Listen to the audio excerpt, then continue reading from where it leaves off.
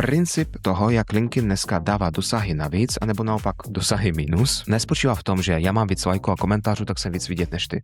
To bylo dříve, už to tak není. Lajky a komentáře jsou dneska okrajovou záležitostí. Dnes tou primární, hlavní záležitostí je to, kolik vteřin průměrný čtenář čte můj příspěvek versus tvůj příspěvek. Takže já jsem tam dal něco líbivého, všem se to líbí, ale nikdo to moc nečetl a dali mě 150 lajků a 50 komentářů. Ty jsi tam dala něco zajímavého, co je pro ně užitečné a máš tam 10krát méně lajků a komentářů. Já budu mít méně dosahu a ty budeš mít více dosahu, více impresí, více zobrazení, ačkoliv máš 7000, protože hlavní zákon LinkedInu už několik let zní takzvaný dwell time, což je zase markeťácké slovíčko pro jednoduchý princip. Čím déle lidi mají na monitoru svého zařízení tvůj příspěvek, jeho ilustrace a diskuzi pod ním, tím více ta sociální síť tě tlačí a propaguje.